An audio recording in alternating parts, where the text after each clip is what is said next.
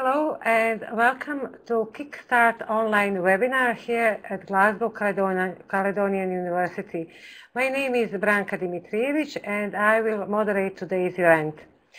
Our seminars and webinars disseminate the outcomes of feasibility studies and academic consultancy undertaken by 7 Scottish universities in collaboration with small to medium-sized enterprises.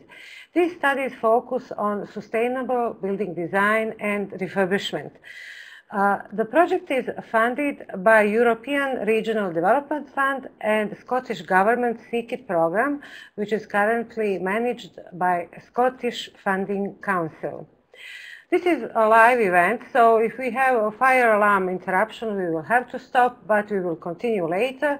But if you cannot join us, then you can watch a video recording, which will be available in a few days on our website. We plan to finish with presentations around 1:30, and then there will be 30 minutes for questions and answers. Our online viewers can ask questions by using the chat facility, and our speakers will answer immediately. If some answers cannot be provided until 2 o'clock, then they will be sent by email to everyone who asks questions. So today's seminar is entitled Evaluating and Improving a Model for Reducing Fuel Poverty. This was a study undertaken by Edinburgh Napier University in collaboration with Solas Scotland Ltd. Our speakers today are Julio Bros-Williamson from Edinburgh Napier University and McLennan, Director of Solas Scotland. I would now kindly ask Julio to start with his presentation. Good afternoon. Welcome everyone who are joining us. My name is Julio Bros-Williamson. I'm part of the Edinburgh Napier University and the Scottish Energy Centre. But I would like to begin by thanking Branka and the CIC Start team for granting us this opportunity to work with Solas and also for facilitating this webinar. As Branka mentioned, the title of this work, this academic consultancy, is related to fuel poverty, and the official title is Evaluating and Improving a Model for Reducing Fuel Poverty in line with the LESS model, which stands for the Local Energy Saving Scheme.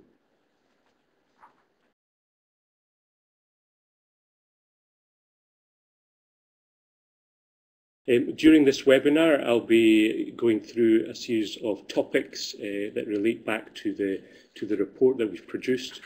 I will first talk about the project partners and the relationship between Edinburgh Napier and Solas, and then I would have continue with a brief introduction. Later on, talking about the brief, the actual elements of the study. I would then hand over to Graham McLean, looking into just an overview of how the LESS model operates and works, with a case study embedded there. I would later on look into some of the issues concerning around fuel poverty, energy demands in Scotland. We'll also be looking at the Green Deal and the ECO and how that plays a big part in this model. Also looking at case studies, both similar case studies to the LESS model, and also looking at a case study within LESS and how that operates. And then finally looking at the financial model and some conclusions. In terms of the project partners, as I said, it's mainly the involvement of ourselves as the academic partner and also Solas Scotland, who facilitate and manage this model. As I mentioned before, it's an academic consultancy which really looks at reviewing and evaluating this model. The main focus is on fuel poverty and how we can deal with it and how this model can really be replicated in other areas. and can properly operate in a wider scope in Scotland.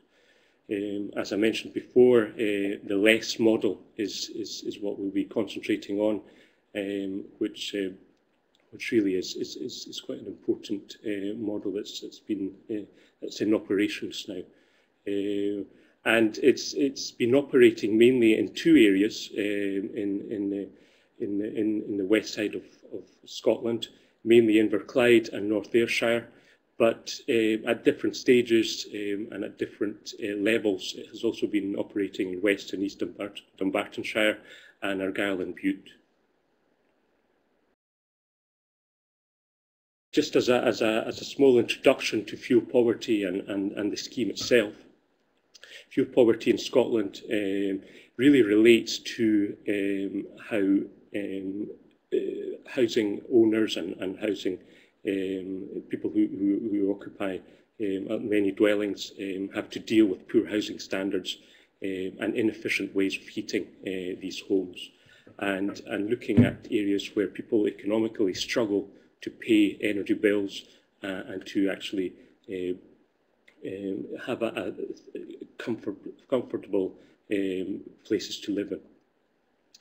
A lot of the times health issues can arise and quality of life can be a problem, and those are the effects of fuel poverty. The kind of official significance of fuel poverty really comes down to when an individual or a homeowner spends more than 10% of their household's income in actually paying for energy, and really struggles to withstand this payment because of their circumstances. And most of these people relate to this core group of people who suffer from fuel poverty.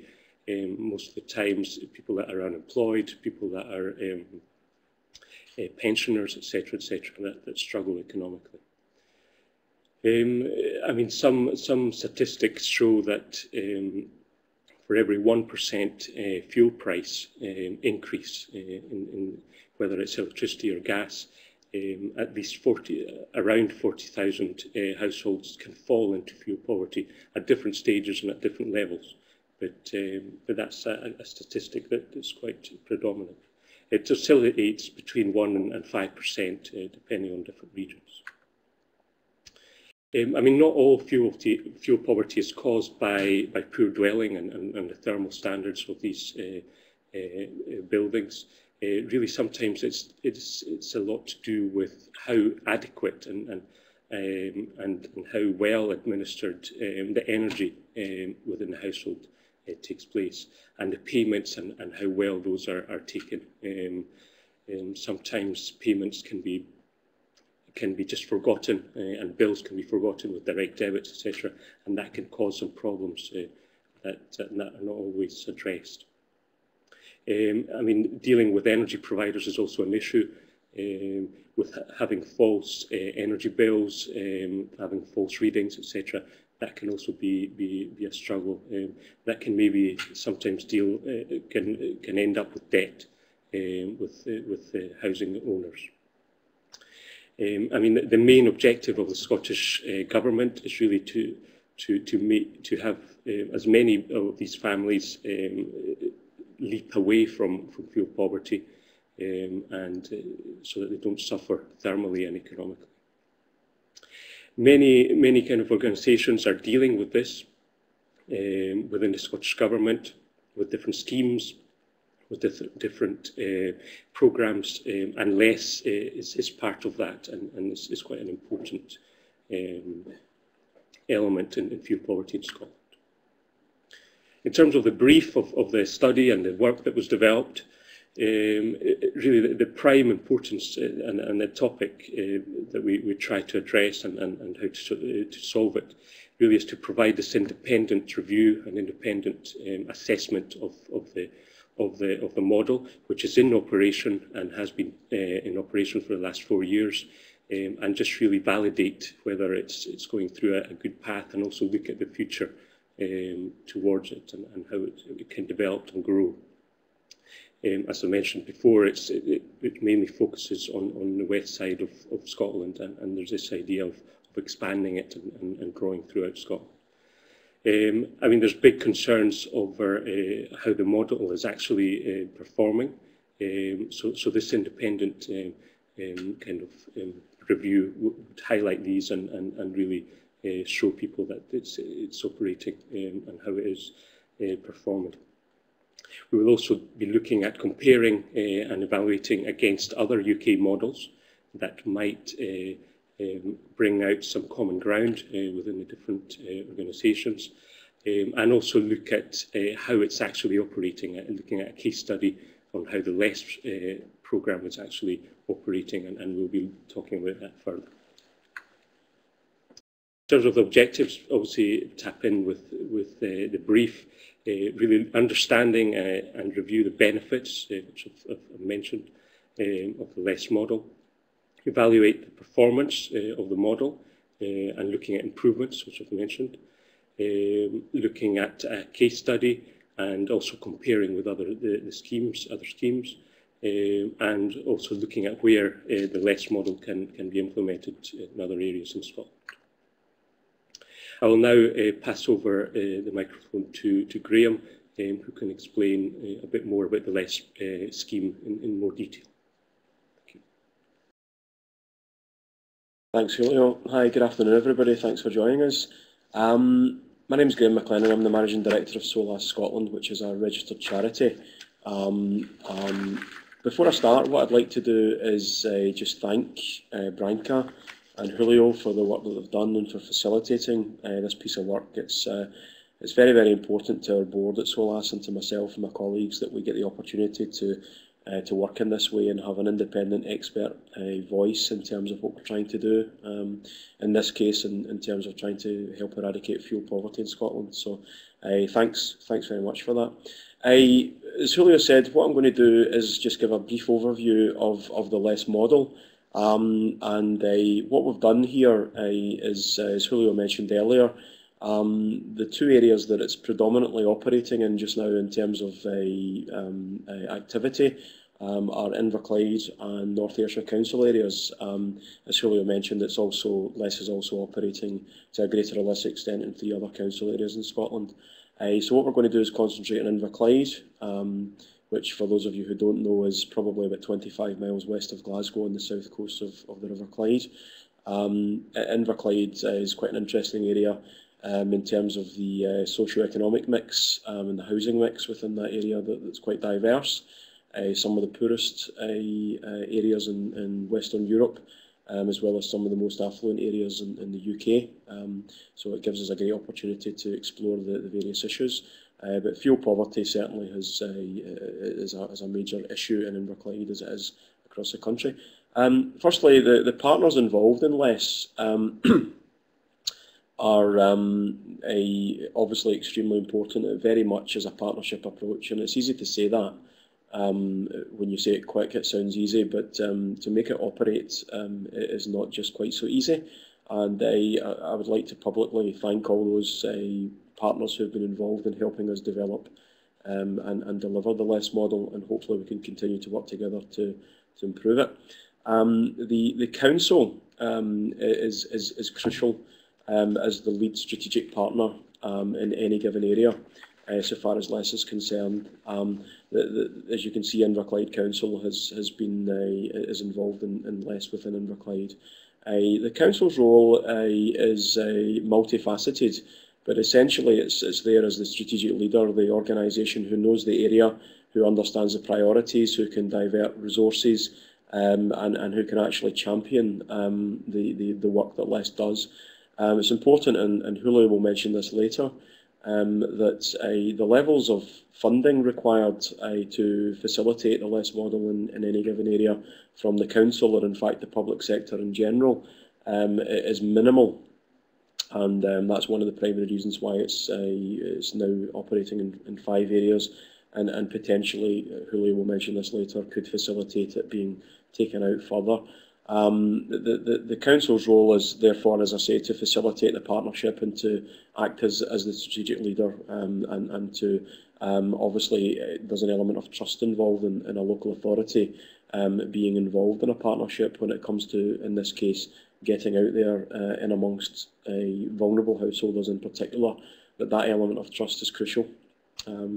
As I mentioned before, Solas is a registered charity, Solas Scotland, and we do our business and achieve our strategic objectives, which are to eradicate fuel poverty and create meaningful employment and sustainable opportunities for Scottish people through the workplace. We deliver that through a number of wholly owned trading subsidiaries of Solas Scotland, one of which is Solas Insulation. Solas's role, so far as LESS is concerned, is to work alongside the partners to do the sort of background work, to facilitate the model, to coordinate it, to help council and other partners plan and deliver and evaluate. And as it happens within the areas that it's operating just now, we also deliver the vast majority of the work on the ground. Although as a potentially replicable model, that's not necessarily a prerequisite. And there were plenty of other like-minded organisations across the country who are just as capable as Solas of delivering services that would facilitate LESS. So it's important for me to emphasise that whilst LESS is what we believe is an effective model in addressing fuel poverty, it's not about Solas as such, but what we want to do, and this is why CIC Start Online has been so helpful, is we want to share the model and to see whether or not it's something that we could look to potentially replicate to help a wider group of people. Other partners involved, Scottish Hydroelectric there. Anyone looking in from Scottish Hydroelectric as it was would probably not be too chuffed because they're now officially and only known as SSE, I believe. But apologies, that's my fault for putting the wrong logo on the slides there.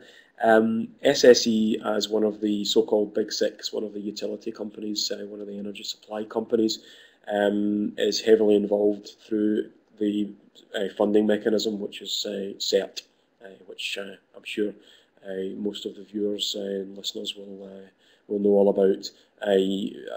Predominant facet of LESS is that it levers CERT funding and in some cases CESP funding into the local area and can help vulnerable householders access that. There's been significant level of funds invested into LESS, predominantly from SSE, but not entirely.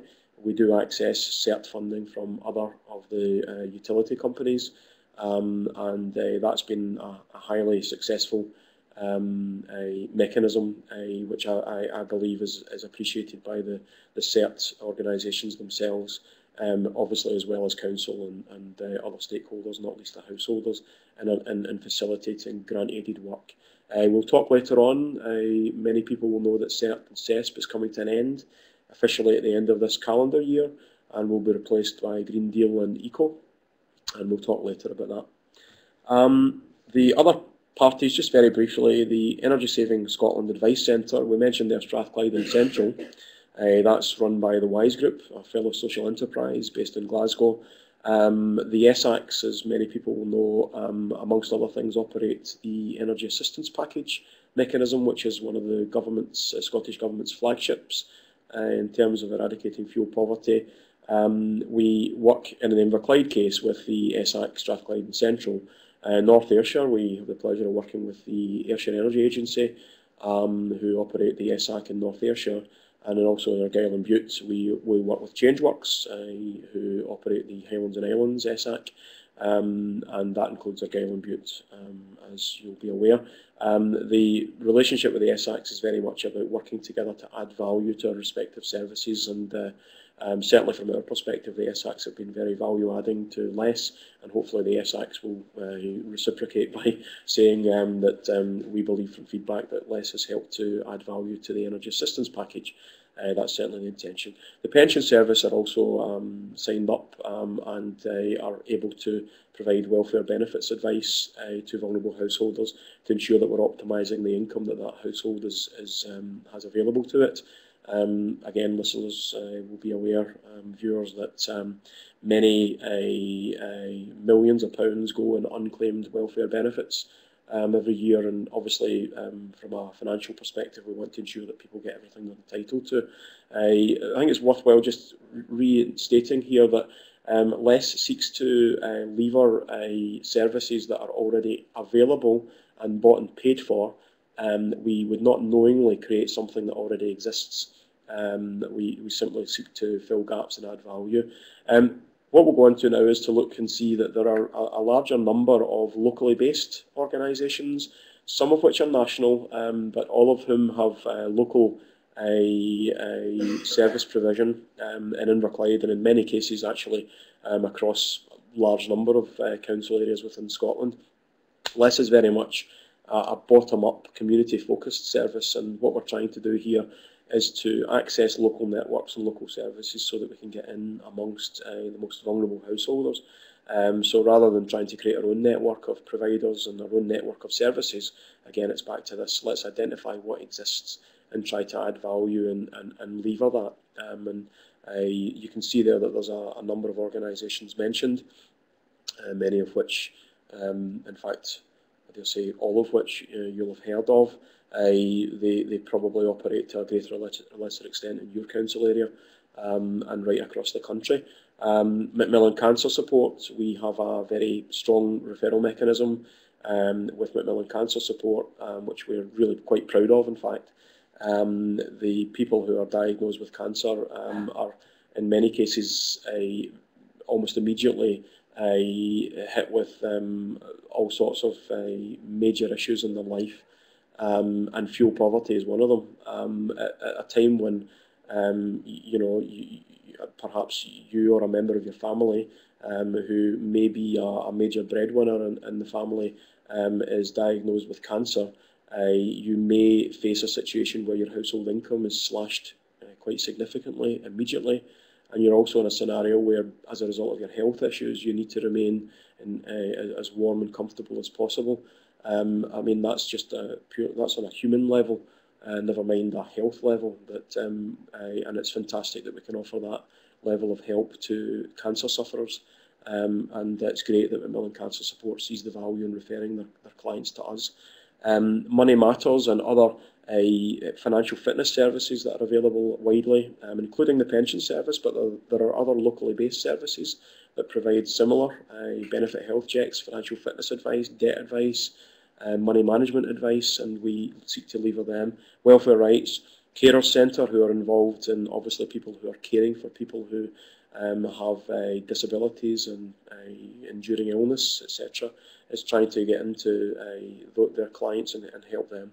And obviously Registered Social Landlords who are active across the country and trying to help their tenants, as well as the Energy Saving Scotland advice centres that I've mentioned. So the LESS model is really about, as I've mentioned, addressing fuel poverty, extending the availability of practical help as much as we possibly can in the home, face-to-face, through a trusting relationship, to help the most vulnerable people, and as Julio has mentioned, those who are most vulnerable to fuel poverty, which sadly continues to rise in Scotland and across the UK, despite all of our efforts to redress that. Levering referral mechanisms and making sure that we can access the most vulnerable people through existing networks in a trusted way. Accessing funding and bringing in monies from the various sources, which can be very confusing, not least to, well, it's confusing enough to myself, and I'm supposed to know about the market, but to a vulnerable householder who perhaps is elderly or disabled, or is running about looking after a young family, or who has cancer, or in many of the different scenarios, understanding all the funding that's available is very, very difficult and often leads to inaction. One of the things we try to do through LESS is to make it quite straightforward for people, and we leave no stone unturned. And as I mentioned, that one of the things that we do is the Energy Assistance Package, which is a flagship for the Scottish Government, is to seek to add value to that and make sure that people who are vulnerable and are entitled to that help get the help that they need, and can continue to see that through what can quite often be a convoluted and reasonably lengthy customer journey, is to make sure that they get what they're entitled to, and that's seen right through to the end. Okay, thanks. Reducing energy consumption of every householder is one of the objectives within a LESS area. By the way, LESS is, when it's up and running in a council area, is available to every householder within that area from day one. It's important to emphasise there's no exclusion. It's available once it's up and running to everybody across tenure, although it is predominantly targeted on the private sector. It's through physical improvements to the building fabric, insulation, draft proofing, and a range of other measures which are available to help people save energy, as you know, as part of a structured, concentrated, area-based programme with the council at the centre, and that kind of local feel to it as a result of that. Optimising income is something that we've mentioned earlier through making sure that people get all the welfare benefits and pensions they're entitled to through existing services and through robust referral mechanisms and feedback systems, etc. Solas and LESS does not deliver those services specifically, those ones directly. They are managed through existing services, as I've said already. And also, as I've said, as part of the deal, Solas as a charity has the objective of creating sustainable employment, and we want to continue to do that, either directly or indirectly through organisations that we work with, is to try to ensure that local services are there, that they're developed, that they're high quality, and that they continue to be there. And there are opportunities moving forward within the carbon reduction fuel poverty industry to continue to seek opportunities alongside the key stakeholders in Scotland to continue to deliver on that particular objective. Thanks. Julio will talk later about the propensity for LESS to be a replicable model, and we want to make sure that it's an efficient model, and we'll look at the funding mechanisms later, and hopefully we can demonstrate that there appears to be a reasonably compelling case to suggest that it may well be replicable and efficient. We want to generate social capital and synergy. Again, you know, buzzwords, but in reality what that means is we want to develop long-term trusting partnerships at the local level with consumer and customer at the focal point, and make that a long-term arrangement. One of the criticisms that I have heard over the years about the attempts to eradicate fuel poverty is the sort of turning the tap on, turning the tap off scenario. Funding mechanisms, partnerships come and go, you know, services are parachuted in and parachuted out. LESS is an attempt genuinely at the ground with the council at the centre and all the relevant stakeholders to be involved in building something that will be there in the long term. And I think LESS, probably in the fact that it's been on the go for 4 years now in Inverclyde would, and has been picked up in other areas, would appear to be something that has a bit of robustness about it. And also to facilitate and encourage people to participate and act and take some pride in what's available to them and with them in the local area. It's very difficult, as I've said earlier, for vulnerable householders and those suffering from fuel poverty to sometimes, you know, get beyond the key issues that are facing them day in, day out in their life and with their families.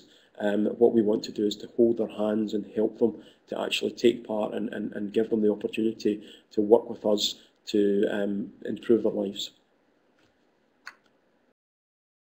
The slide here gives an indication of some of the stuff that's available through LESS. As I've mentioned, CERT-backed insulation measures, currently energy advice, a home energy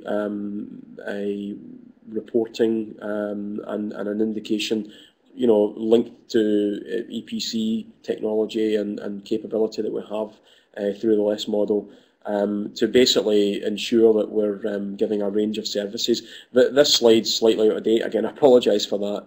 Again, that's my fault. The low energy light bulbs are something that's currently not available anymore. That's no longer facilitated through CERT, as some of you will be aware. The key facet of LESS, though, is that it's vertically integrated. It's focused on the customer. It's not just about the building fabric. It's not just about energy advice and advocacy. It's not just about welfare benefits. It's about the whole gamut and providing, as far as we can, a holistic suite of services and measures that are addressing fuel poverty in the customer's home face to face. So as you can see there, that's just some examples of the services that are available, and they're growing all the time as technologies develop and as funding mechanisms change. Okay, am I speaking to this slide, Julio? Do you want to take over? Yeah, I mean, this just gives examples of the different funding mechanisms that Les taps into. I mean, Graham has mentioned the CERT, which is later going to evolve through the energy companies, and in this case mainly with the Scottish Hydroelectric. And obviously these are grants provided to householders to install insulation and cavity wall insulation or loft insulation, etc. And also the energy assistance package, which obviously secures that funding for a lot of people to upgrade their houses. I'll now kind of go through the approach taken and the methodology of the report. I've mentioned some of it in the objectives of this work. I mean, we got a lot of information with the meetings we had with the Solas team and the LES team.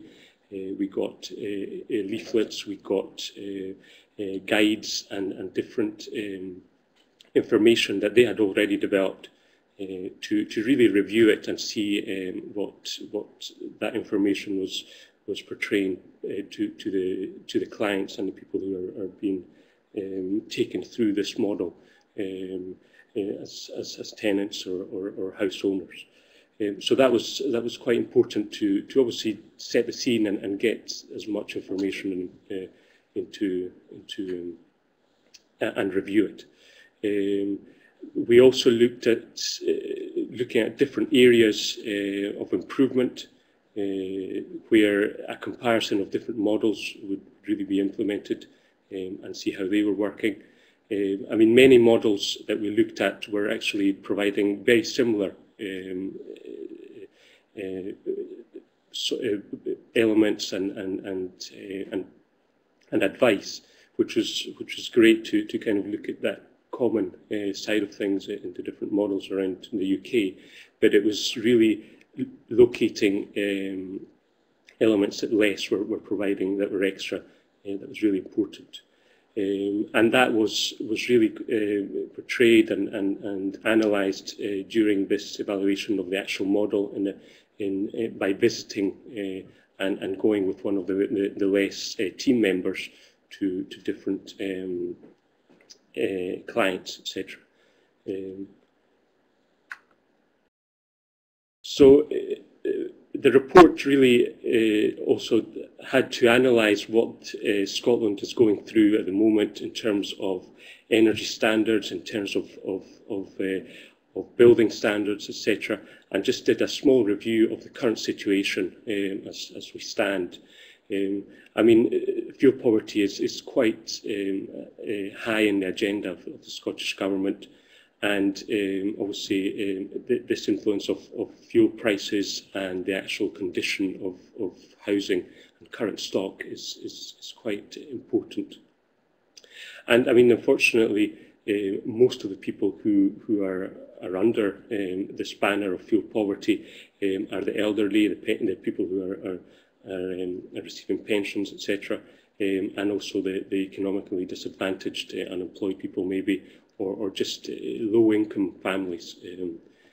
And I mean, the element of fuel, of thermally poor dwellings is quite important because they are the ones that are consuming more energy, and in order to obtain stable thermal temperatures and thermal conditions in a lot of these houses. So that's an important factor that has to be addressed, and which we included in the report on what was the state of Scotland in these aspects. We looked at different statistics and benchmarks, and I mean around 900,000 households in Scotland, which is 1/3, 1 in 3 are estimated to be in fuel poverty, and this is according to the Energy Action Scotland report on fuel poverty overview. So I mean, different statistics, different work was. I think we've got a bit of a technical issue. Yeah, that's it back. Can't change the slide. I'll ask our colleague Craig to help us in changing to the next slide. Is it not just a case of press the left mouse button? Yep, that's it. Okay. Yep.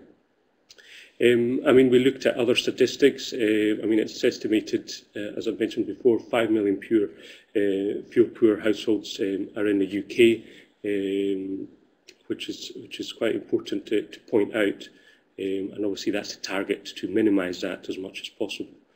And that, I mean, the causes we've mentioned before: poor energy efficiency in dwellings, low disposable household income, which obviously it reflects the economic status that the country is going through, and also this increase in prices of fuel. And I mean, in Scotland, we've got around 40,000, 46,000 households that are under this banner. So you can change the next slide. Yep. According to the most recent House Conditions Survey in Scotland, which really analysed the performance and the state of a lot of houses in Scotland back in 2010, that's the most recent one. Obviously, there's different scales of surveyed households, but in this case, it was just over 2,000 households surveyed. 70% were catalogued as not under fuel poor and under fuel poverty, but it's still, the statistics are quite high in terms of fuel poverty, at 19%. But what's important is the extreme fuel poverty households at 8%. So even though that's in comparison with the ones that are not in fuel poor, it's still quite high, which is quite important. I mean, this indicates over 600,000 households in Scotland are suffering to some degree of fuel poverty, whether it's in extreme situations or whether they just merely feel quite difficult to pay the household bills. So there's different scales. And this graph really shows this, and how, I mean, you still have this fuel poor and extreme fuel poor households accounting to quite a lot. Next slide, please. We then looked at what the energy prices scenario in Scotland has been, and I mean, information from DEC on the most recent statistics have shown a slight increase from 2010 and 2011 prices, which is the more up-to-date statistics on both gas and electricity. So that plays a big part in how, since the late 1990s, early 2000s, we've had this kind of steep increase in prices. For example, in gas, from 2004 2005 payments, we had quite an increased price per year. For example, it was around £300 per year on gas payments per household, and it's nearly reaching, back in 2010, nearly 600, so nearly double that. And obviously that's a big impact on people. And recently in 2010-11, it's kind of dipped down and then is increasing again. And the same scenario is in electricity, where a more stable or kind of lower payments were kind of in the early 2000s, and has increased up to £400 per year on electricity. I mean, these are averages. These are obviously statistics, particularly in Scotland.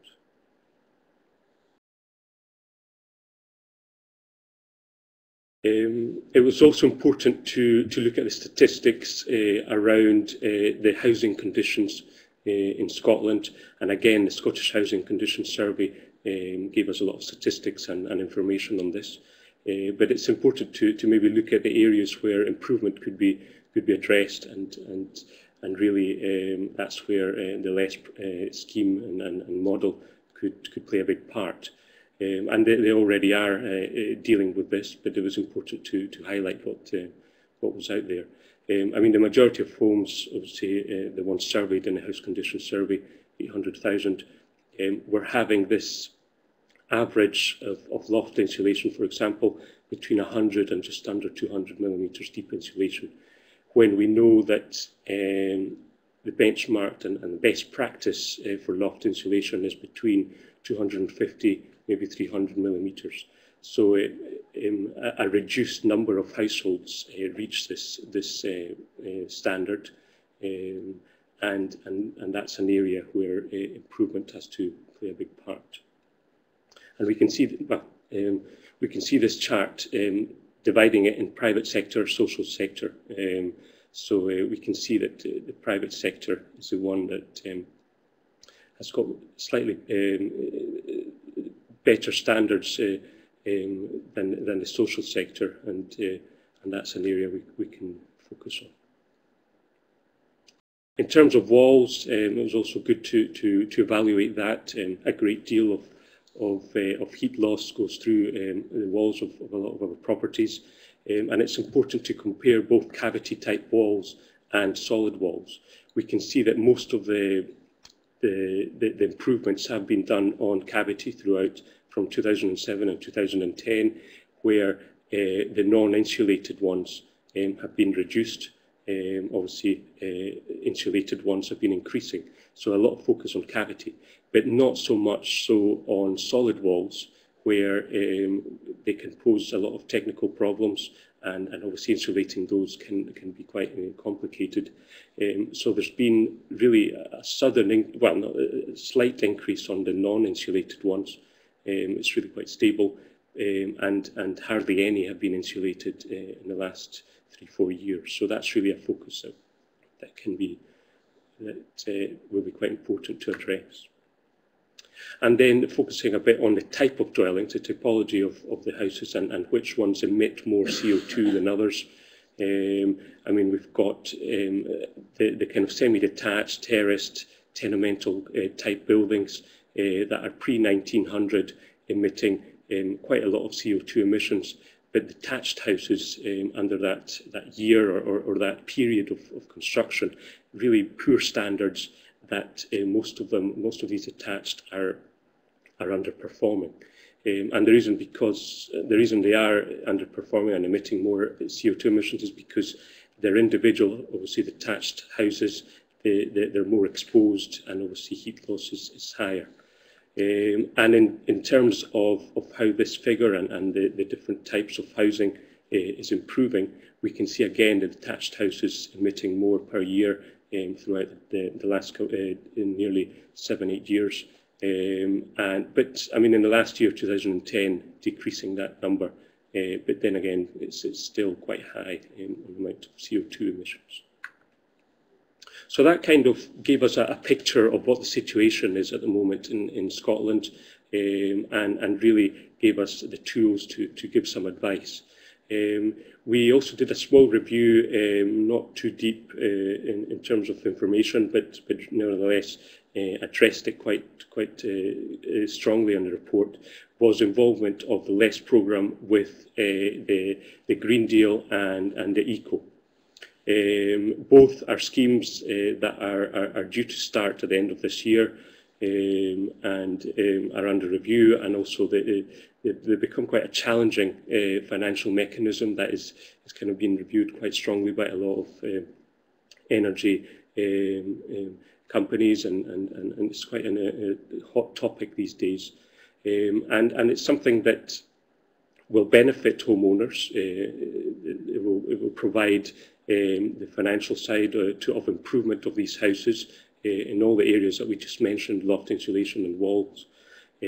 So in order to lower the energy bills, and the way this capital cost or this investment will be repaid will be through the savings obtained in energy. But obviously that money being back and that repayment will signify that the energy bills will stay quite constant and very similar to before until it's repaid. So there's question marks on whether that will be quite beneficial for a fuel-poor household. So there's in the report we do address and look at Green Deal as being quite important.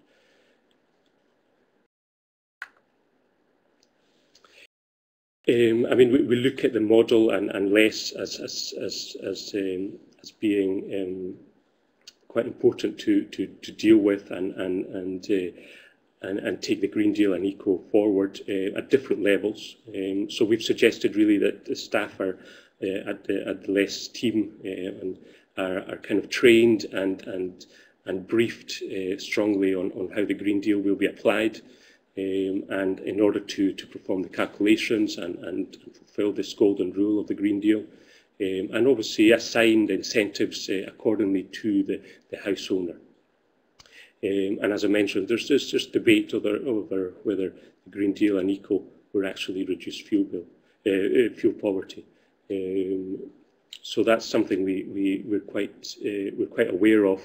Nevertheless, we think the LESS model should address it. We then, part of the report was, as I've mentioned before, was to evaluate other models that have been applied throughout the UK. We looked at various ones being quite effective, but we concentrated on one that's been going on since 2000, called the warm zone groups, which really focus on different areas that have been predominantly catalogued and shown to be fuel poor, the majority of people being under that banner, and obviously tries to reduce the number of households and really addresses on a community-based programs. So it was good to learn about the warm zones and really make a comparison with the model in question, the LESS model. So a lot of, I mean, the warm zones do address fuel poverty. They look at installing measures like thermal insulation, draft proofing, heating, new boilers, etc., and also create some advice and give some advice to people who are in fuel poor properties. I mean, the programme does offer home visits. Looks at benefit health check, very similar to LESS, looking at income as well, expenditure, and also elements of how we can apply benefits accordingly to help these low energy efficient households. And they do that by maybe referring to different companies in order to tackle loft insulation, draft proofing, cavity wall insulation, and all these kind of fabric intervention methods to reduce energy being wasted. But I make an emphasis on the referral service, because this is something that becomes, once it's been identified, it's referred back to third parties, which is not the case of LESS. So they also provide low-cost loft insulation, free energy light bulbs, cash back on A-rated appliances, different elements that can enhance and help the energy efficiency of the households. And as I say, similar to LESS, but we feel that this model or this scheme lacks this face-to-face action and this kind of interaction with the client to really solve the problems at hand. A lot of these elements in the warm zone are really through the phone. They're not really that community-based as such. We also, I think it was important to address one of the case studies and a real example of the LESS model being applied to a real client. So I was invited by the LESS team to participate and to be part of one of the visits to one of the clients that they had, which was very, very important for the production of this report. And the way the LESS team member, once they do this visit, they go through a series of questions and try and fill in one of these home energy advice log sheets, which they obviously note down the condition of the building, the energy type, and the different alternatives throughout the building, and what constraints they have and what problems they may have, obviously to later on evaluate and bring solutions. So this is what this is the front page of the spreadsheet, and there's lots of information on the house that are noted. But I mean, within those elements, the questions over fuel price, what the latest fuel bills were, looking at the type of appliances and the age of them. So really evaluating what the house is, the condition of the house, and also how the people and the house owners are feeling within that house, and how they're operating their energy, etc. And then, I mean, a series of advice and different solutions can be looked at in more detail. So the example and the visit that we conducted was a house located in Greenock, occupied by a person that was really struggling to pay their energy, and had really become quite concerned over how to pay past energy bills, and also looking into the future. So at the moment, I mean, this person had just a conventional energy meter, and they had an average payment of between £15 and £18 per week. And I mean, quite high winter energy bills as well, because the building was not very energy efficient, was actually lacking a lot of maintenance. A lot of their elements and building were in poor state. Energy prices during the winter, when temperatures were really low, were really quite high, between £80 and £90 per month. So that obviously brought that, a lot of their concerns over debt, and in this case, a debt of £620 was quite a big concern, and that was really why the client was keen to address it. So the LESS advisor and team member, what they do in these situations, especially when it's dealing with energy providers and energy bills, is that they take act and they act on behalf of the client to get and really address the problems directly with the energy provider. And this is really because the LESS advisor has quite a lot of experience, and also has dealt many a times with that energy provider in that area. So they're familiar with the problems, they're familiar with the people who are involved, so it's easier for them to deal with it and obviously come to an agreement. So as I said, I mean, the houses themselves, in that particular example, poorly fitted windows, unreliable storage heaters, drafts, etc. So that was a big concern. In terms of the solution and what eventually the service provided and how this was addressed, was really once the LESS team member had spoken to the energy provider, they had managed to reduce that debt down from £620 to £285, and taking the last year's debt into consideration, and come into with an agreement with the energy provider for a repayment, something that can be managed by the tenant and the house user, and can maybe slowly pay back that debt and not pay it back with very high prices. So it was a debt recovery was looked on at £3.40 per week instead of an expected and a previous £15 per week. So I mean, that £12, £11 difference really helps people who are under fuel poverty. And then after that dispute was solved, looking at advice onto maybe keeping that amount of energy and input into energy bills throughout the summer in order to build credit for that tenant, so that when higher energy bills presented themselves over in the winter period, that kind of increase wouldn't be felt so strongly.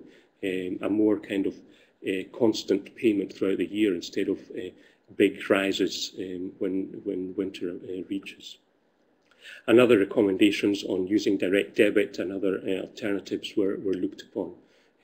Direct debit can confuse a lot of people because it's a payment that's done automatically. People don't recognise that they might be charged more for what they're actually consuming, and a lot of people don't have this kind of discipline of going back and rechecking their energy bills. And also, I mean, advice on different insulation grants and fitting of energy efficient light bulbs and other elements were also discussed. And finally, one service that was provided was to give free energy saving standby sockets, which can really contribute quite a lot on people's appliances to really reduce the amount of energy being lost by standby, etc. So easy advice and elements that can really improve and try and get people out of fuel poverty. These are some of the leaflets and information that are explained to these householders and tenants. Really, it summarises a lot of the services that the scheme provides. Looking at free appliances or substituting some of the ones that they have for A-rated or better performing appliances, looking at insulation, looking at different advice, phone numbers, etc., that can really help people and act quickly whenever they have any problems. And I mean, what's important about the LESS model, after reviewing it, after looking at how it operates, is really to explain how the financial model operates. And as Graham was explaining at the beginning, it's really important how, because Solas Scotland is a charity and because they provide the LESS model as one of their services to the community and private owners, etc., it's something that a lot of this money and a lot of the revenue that comes through this scheme from the different funding mechanisms, it's not something that's refed to as a profit. It's a financial model that has a very healthy retribution of funds that will always refeed itself back into the model in order to operate for a longer period and for more years ahead. So I mean, as I say, profits from home insulation, from PV services, from any other measures are really refed and back into the model. And what's important is to mention that these profits, because this is a social enterprise approach, a lot of this revenue is kind of refed and reused, and it can be used for community basis, for promotion, etc., etc. And I mean, this is really how the model operates and works. I mean, funding can be provided as mainly by energy suppliers, by using CERT and other funding mechanisms, community-focused groups, some of the funding provided by Department of Work and Pensions for the retired sector of people, and in some degree from the actual householders as well. It's kind of like a partnership, not fully from funding, from government funding, but also, if possible, the use of other mechanisms is also fed into it. I mean, and Graham can probably talk further about this model. Thanks, Julio. Just briefly, Julio's mentioned that obviously the report will be available soon, and no doubt we'll cover that shortly. The key issues for me that have come out of the work that Julio has done is the issues around the finance model. It's just important to emphasise a couple of key things.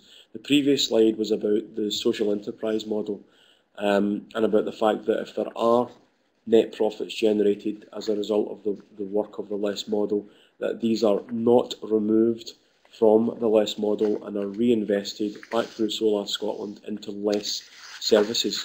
That's absolutely crucial. If, as Julio mentioned, if the insulation that is being installed generates a net profit, the profit is not taken out of the LESS model to pay shareholders or owners of companies who install that insulation. To preempt a question that may come up in terms of considering the replicability and the capacity of social enterprise to deliver, then I would suggest that if fuel poverty, which is a key for the Scottish Government, is very closely aligned to things like creating sustainable economic regeneration, and social enterprise is a key facet of that, then I believe quite strongly that if social enterprise is a key facet of the LESS model, that absolutely that can be replicated and rolled out as far as is required. The other thing, just to emphasise in terms of the funding, is that the local authorities' role, as I said earlier, is not to fund LESS. The local authorities' role is as a key stakeholder at the local level. There's no funding required whatsoever from a local authority to establish LESS in their area, as I mentioned earlier. There is no specific funding allocated to LESS currently from the public sector at all. There's no money specifically for LESS services from the Scottish Government. Yes, we work with ESAC. Yes, we work with the Department of Work and Pensions, and many other organisations who I mentioned earlier are already bought and paid for. It's important to emphasise that. It does not rely on the public sector to facilitate or fund it. It's predominantly, and this is something that's helped because I've been able to sort of step back and have others explain to me, it's predominantly funded at this point in time through the private sector, which is through CERT and CESP, which will be replaced by Green Deal and ECO. And yes, as we've mentioned, that will be a challenge, and the report goes into a little bit more detail. It's also funded through the able to pay, as they're classed, householders who, because of their socio-economic circumstances, make a contribution to the measures that are installed in their property. And it's important to emphasise that the CERT that's levered into LESS is no different to the CERT that's levered into any householder in the UK who has insulation installed. These are not special rates, they're not enhanced.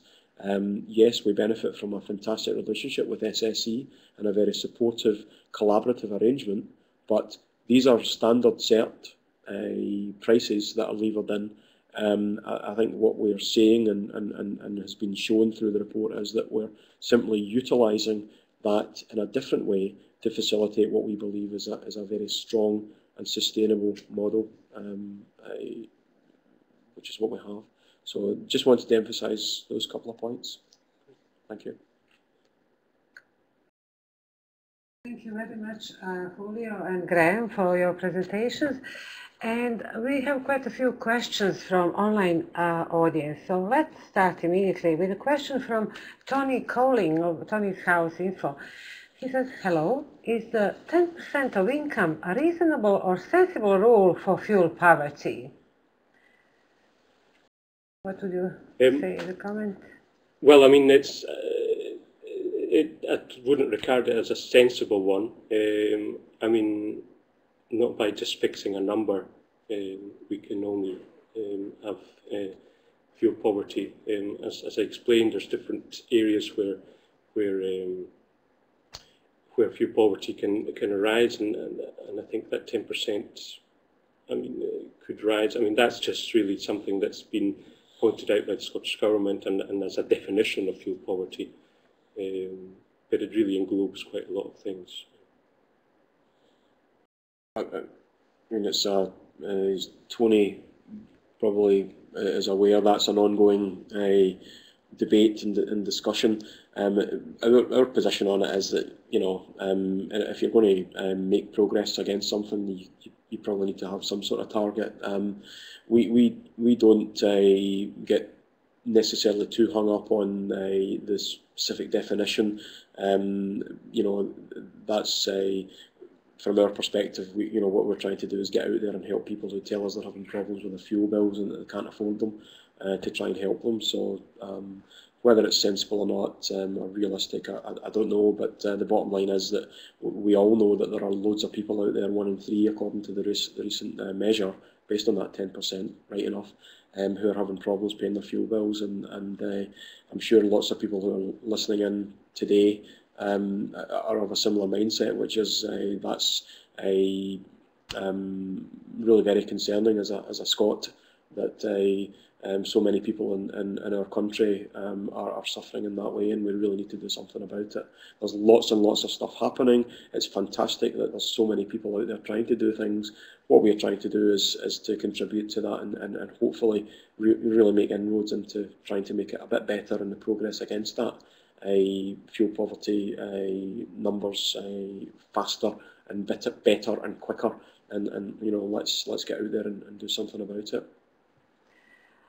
Here's a question from Dave Tremlin of Conservation Joinery Services.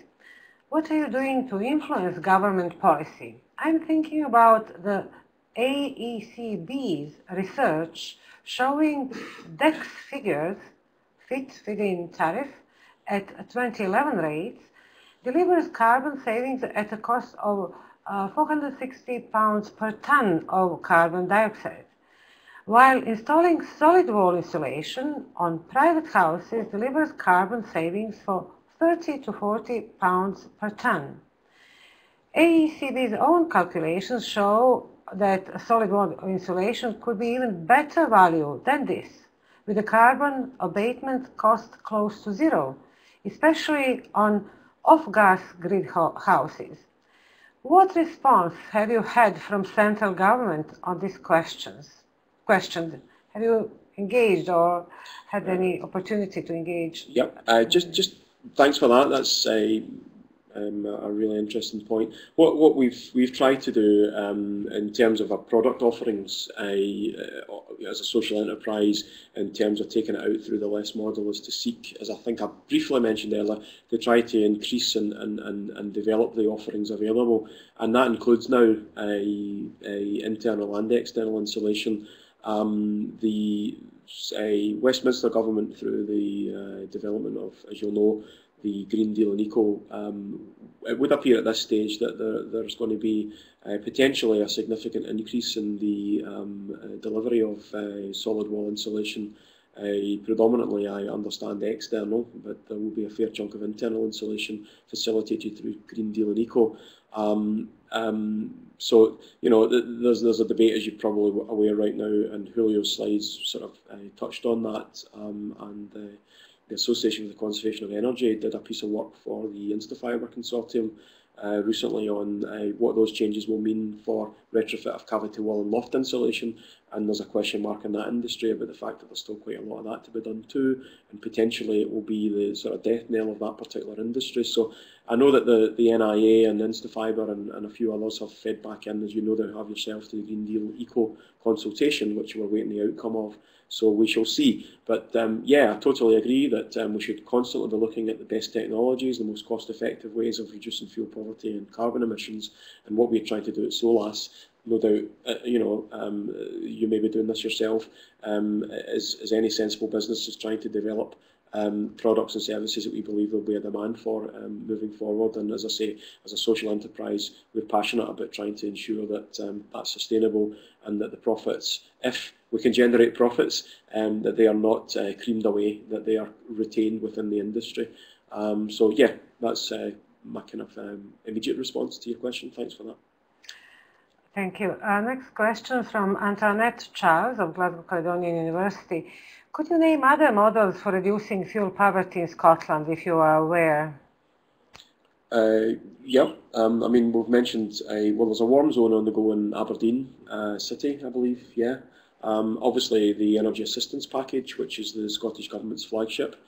a model which we've mentioned a few times already in terms of the LESS model trying to add value to that at the local level. Obviously, there's an element, certainly within the CERT carbon emissions reduction target regime, which we've mentioned is going to become Green Deal and ECO. The energy company obligation is ECO, which will replace CERT on the 1st of January 2013. I believe that's where the private sector energy supply company obligation will go through into helping to eradicate fuel poverty. There's lots and lots of other stuff on the go at the local level as well, some of which I know about, some of which I don't. I think that's one of the key things I want to get across today, and the report has actually picked up on, is that it's trying to look at what's available, have an understanding of that, not trying to reinvent the wheel, not try to be predatory, but to try to really genuinely work together to pick out what the best stuff is, and then if it's good enough and we can achieve it, is to try to replicate that. And that's really one of the things our board wanted CIC Start Online to facilitate through this report, and that's hopefully what we can start to generate that debate. Thank you. Next question is from David Jenkins of Heriot-Watt University. How do you ensure you are targeting the technically fuel poor? And would you be able to use the same targeting approach with the new definition of fuel poverty from the recent Hills review? Okay. The short answer to that is it's not easy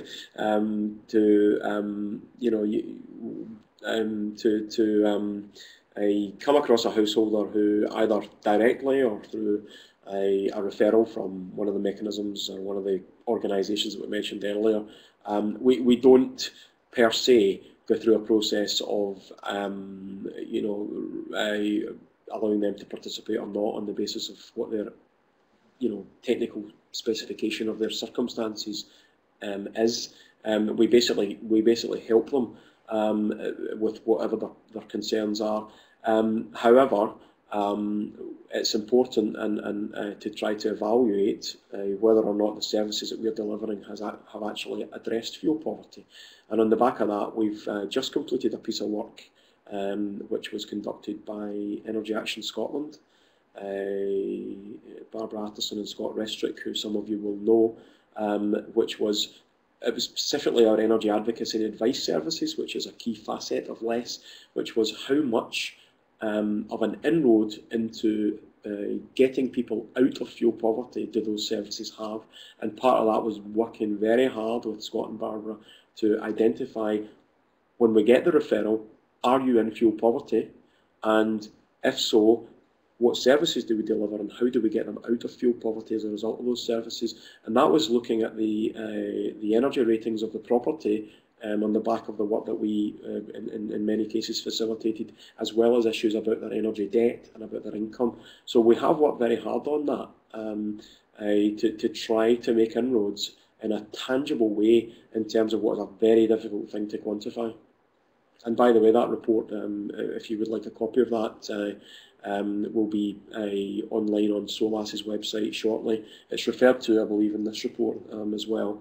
And I dare say if you want to contact me via the website, I can certainly send a copy electronically of that report to you or anyone else who wants it. It's actually very interesting reading to have someone like Scott Restrick and Barbara Atterson coming back to say these advice services, these advocacy services make a fundamental difference to someone's quality of life from a fuel poverty perspective before you even start to think about improving the quality of the thermal efficiency of the property. And I think that face-to-face approach that the LESS team member has with the clients is really important, and how they can look at the technical aspects of the house, but also look at their social status and how that operates and what constraints they might have. But that kind of approach face-to-face is really, really important. Thank you. Next question from Michael Hodgkinson of Michael Hodgkinson Consultancy. Would the key meter not actually put the price per unit up? This probably refers to part of your presentation where key meter was mentioned. Implemented, yeah. Well, I mean, that was one of the solutions in terms of, I mean, that was one of the kind of options that was given. I mean, potentially it could rise the price, but I think with the advice that they were given on managing it and really having the energy put accordingly and used accordingly, that could be managed perfectly. It depends on the user, really. Yeah, I think it's a really good question, because what it does is it again re-emphasises this aspect that Julio mentioned at the tail end of the last question, which is you've really got to get in amongst it. You've really got to have a good understanding of the overall suite of issues in relation to fuel poverty facing the householder, and have a all singing, all dancing, no stone uncovered, balanced solution produced. I can't comment on that particular one because, apart from anything else, I'm not an expert in that area. Unfortunately for me, I've got colleagues at Solas who are. But the solution that was facilitated there sounds to me as if it was as much about reducing the cash flow issues for that householder in terms of recovery and management of the debt, and reducing the stress levels associated with that, at the same time as providing a balanced solution to their overall energy costs. So it's, I mean, as you know yourself, it's not just as simple as one size fits all. You've really got to get in amongst it and have a holistic understanding of all the issues that face that individual householder, and try to create a balanced solution, if that makes sense. Thank you. Another question from Peter Doherty of Doherty Consulting. Do you have more financial detail on how LESS works and balances the books? Yes. There will be a little more detail in the report, without going into a huge amount of detail. Obviously, it's something that with the stakeholders at the local level, as we mentioned earlier, those involved in delivering LESS at local level, we are transparent so far as that's concerned with the councils and the others, and obviously as a charity, we with social enterprise as wholly owned trading subsidiaries, there is an audit trail demonstrating and confirming what we've said about net profits, and if there are net profits, the reinvestment of them through gift aiding to Solas Scotland. We're happy to look at that, and I'm happy to speak with you, Peter. Yep. If you want to contact me directly, needless to say, through our accounts and through our monitoring by the Office of the Scottish Charity Regulator, the details there. One of the previous callers had asked about how we try to influence government. It's a role that we play to an extent in terms of trying to share what we do and offer information, advice and support to the Scottish Government and the Westminster Government, and obviously this report and other things that we do through things like having a relationship with the Scottish Fuel Poverty Forum, etc. So, the model and the financial aspects of it, I'm picking up from you, and hopefully you agree that it's crucial to the propensity and the opportunity to roll this out. And obviously, as we move down with these various stakeholders, we'll continue to share openly and transparently, as you would expect from a charity, the detail that's there. There won't be a huge amount in this report, but I'm happy to speak privately with you, and you can rest assured that through the report and through other mechanisms, we are being transparent and open about how the model operates in reality and how we can continue to make it operate.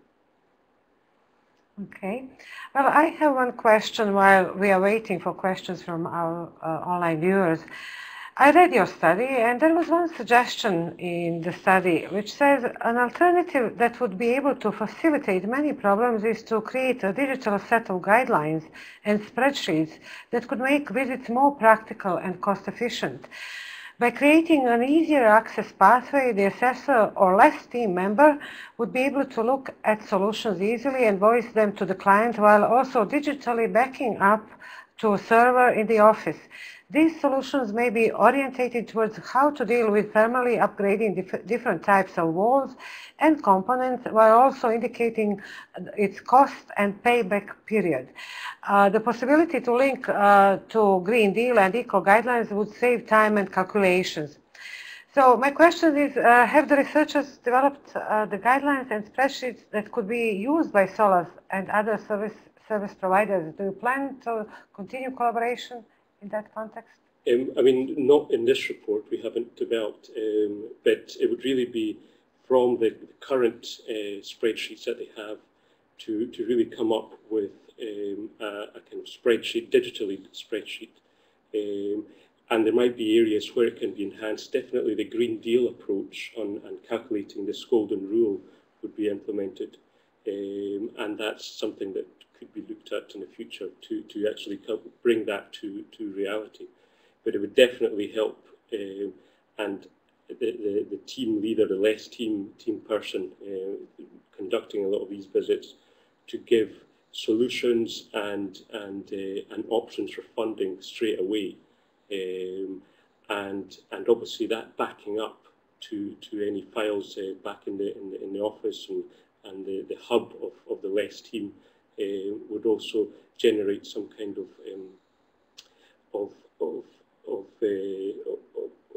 information that can be shared to other team leaders and later on bring other suggestions. So really it's just kind of a step forward in managing the information that the team members deal with and give solutions more quickly. Considering the experience that you have had so far, do you think that less and similar organizations are now well positioned to deliver Green Deal and eco actions? As you know, the issue with Green Deal and eco is that there's still quite a lot of unknowns, and it's a real challenge for everyone and anyone, from the top of the boards of the PLCs, who are energy supply companies, right down through to the smaller organisations who are trying to play a part in it. All we are doing, and all I understand a number of our colleagues in the industry are doing, is trying to position ourselves as best as possible to take a cognizance of what comes out of the consultation and how it's rolled out. We're all working hard, and Julio and I have spoken earlier, and I dare say what you've asked, Branka, about continuing collaboration is highly likely. That's one of the sort of side effects of Solas being able to benefit from working with CIC Start Online, is the opening the doors of collaboration and sharing knowledge and understanding. And I think Solas is no different to many other players in the industry, which is trying to get as much information as possible, respond to the information you have at the time, and try to be in a position where we can act.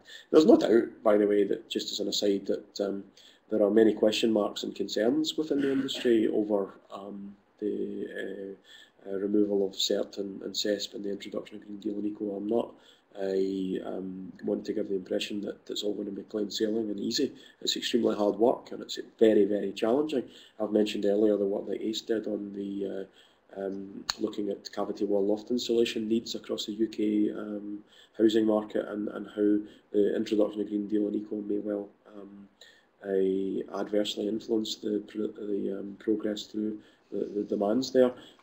But I suppose to the other side of the coin is it's likely to bring opportunities, and what we'll continue to do at Solas, and many of our colleagues will do across the industry, is for the benefit of the customers, and in our case particularly the fuel poor, to be positioned and be able to, as best we can, to make the best of whatever the marketplace and the mechanisms present to us.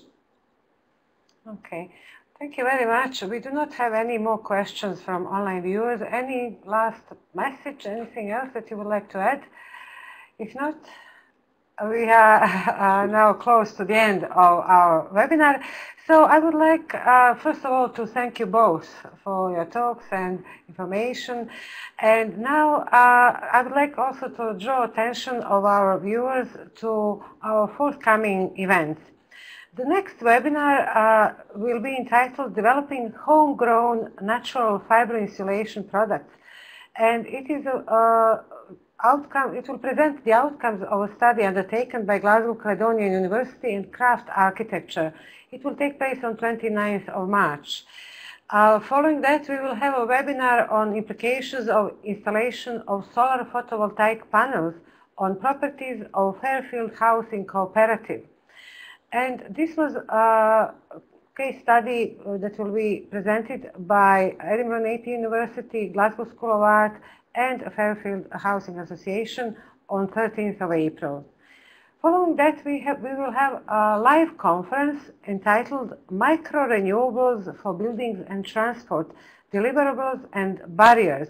This will be held at Edinburgh Napier University on 18th of April.